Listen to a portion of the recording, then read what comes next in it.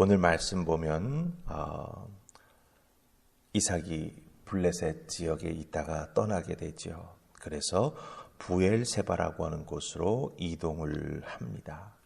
오늘 말씀 우리가 32절 말씀에 보면 이곳에 와서도 우물을 팠었는데 거기에서 물이 나왔다라고 하는 소식을 종들로부터 이삭이 듣게 되지요.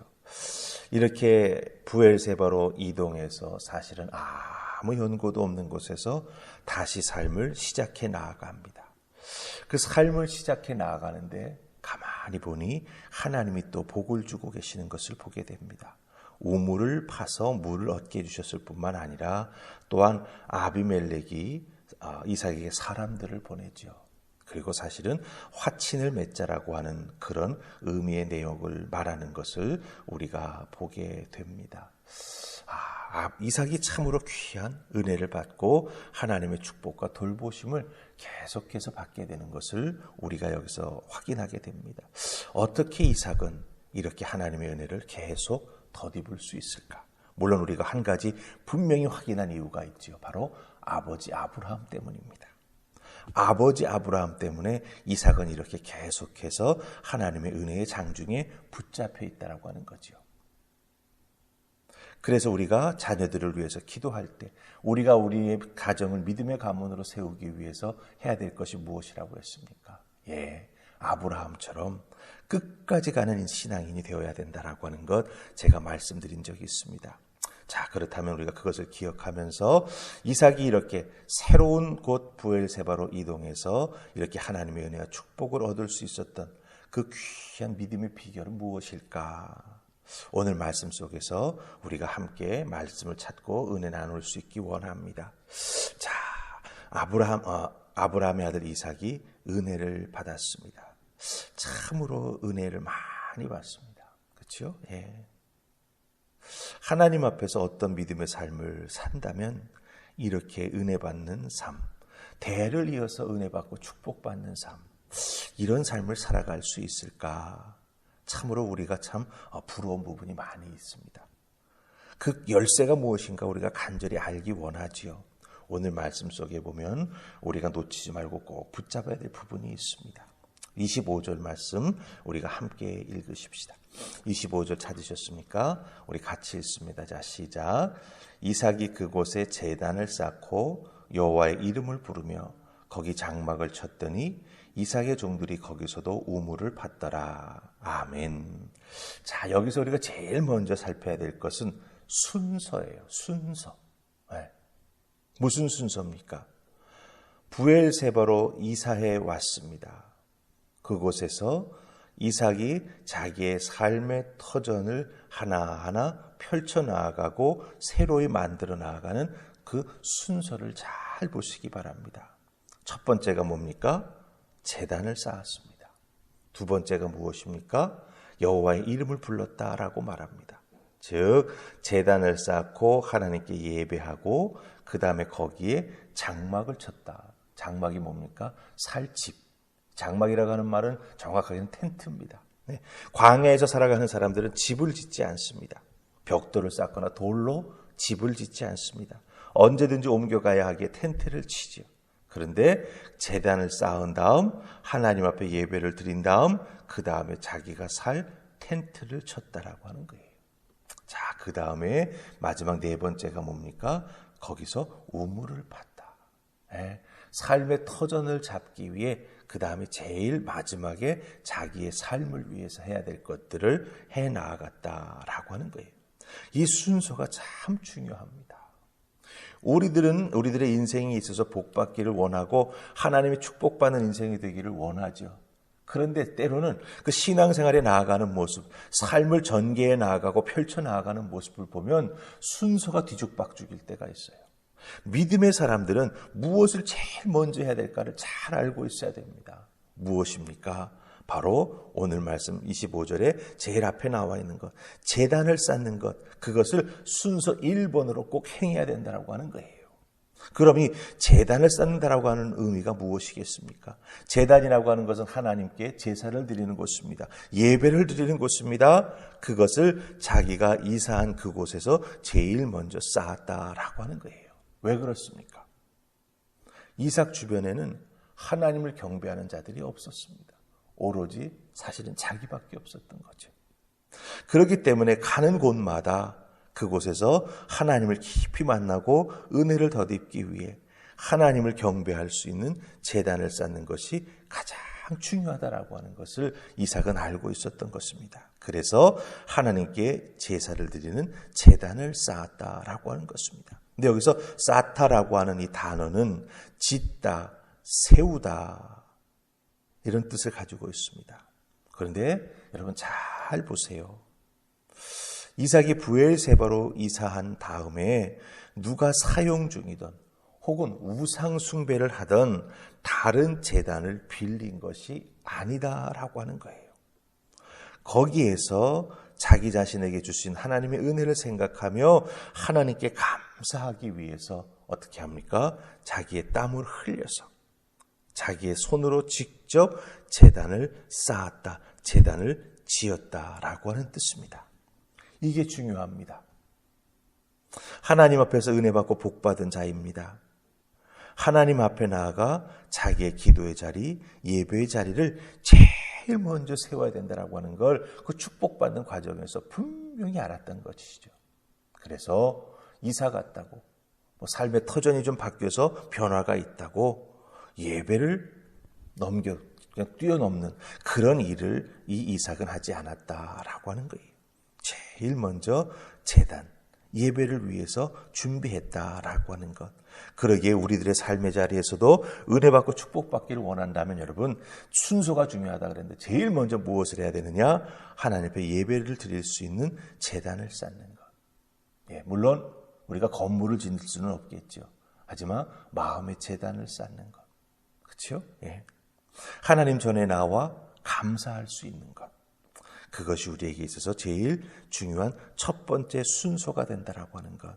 우리에게 이삭이 알려주고 있습니다. 자, 그럼 두 번째는 또 어떻게 있게 하나님께서 이렇게 이삭을 축복해 주셨을까요? 오늘 말씀 25절에 보니까 제단을 쌓은 다음에 무엇을 했습니까?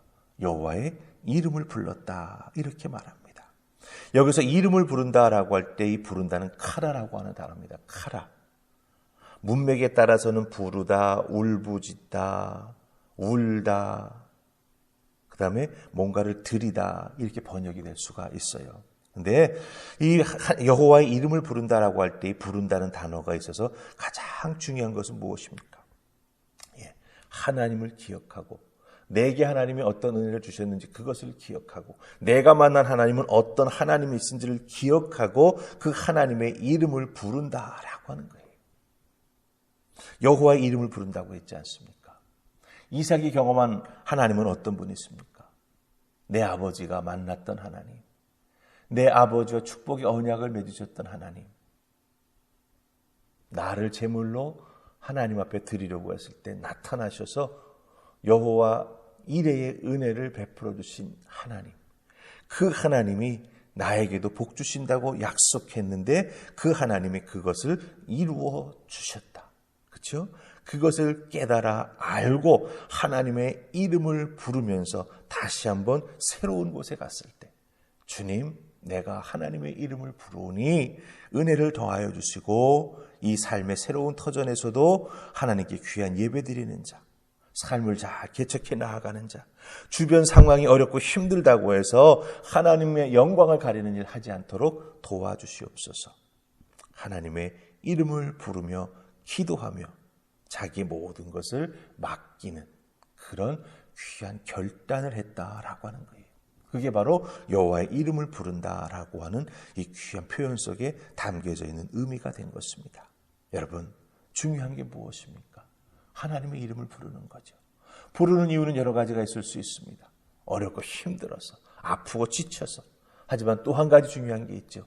베풀어 주신 은혜를 기억하고 그 동일한 은혜를 새로운 환경, 새롭게 시작하는 이곳에서도 하나님 허락하여 주시옵소서. 울부짖고 간구하는 그런 기도의 모습, 예배의 모습이 꼭 필요하다라고 하는 겁니다. 자, 그 다음에 세 번째가 뭐죠? 25절에 보니까 그 다음에 장막을 쳤다 이렇게 말합니다. 장막은 자기 가족이 살아가는 데 필요한 집입니다. 쉽게 말하면. 광야의 모래바람을 피할 수도 있고요. 그 뜨거운 태양빛을 막아주기도 하는 것, 그게 바로 이 장막입니다. 근데 여기서 장막을 쳤다라고 표현했습니다. 이 치다라고 하는 말, 텐트를 친다라고 하는 말, 그런 의미가 있는 것 맞습니다. 근데 또 중요한 것은 뭐냐면 느리다라고 하는 뜻도 있어요. 느리다. 예. 잘 보세요. 만약에 이 부엘세바로 올 때 펼쳐야 될 장막이 3개밖에 없었다라고 치십시다. 근데 제단을 쌓고 여호와의 이름을 부르고 장막을 쳤을 때 하나님께서 지금은 3개를 피게 해주셨지만 이 부엘세바에서 4개, 5개, 6개 그 장막을 늘려주실 수 있다. 개수가 늘어나게 해주실 수 있다. 축복해 주실 수 있다라고 하는 의미가 이 장막을 치다라고 하는 단어 속에 담겨져 있습니다. 예. 그러니까는 이 장막을 제단을 쌓고 그 하나님 앞에 예배하면서 그 장막 바로 중심을 놓고 장막을 중심을 놓고 텐트를 피면서 가족들이 살아가기 시작했다라고 하는 것이죠. 이렇게 예배 중심, 하나님의 성전 중심으로 살아갈 때 하나님께서는 그 인생을 복 주신다라고 하는 거예요. 텐트를 지금 치지만 그 쳐야 될 텐트의 개수가 점점 늘어날 수 있도록 하나님이 복의 복을 더해 주신다라고 하는 것을 의미합니다. 자, 그 다음에 맨 마지막 4번째가 무엇입니까? 거기서도 우물을 팠다 이렇게 말하고 있습니다.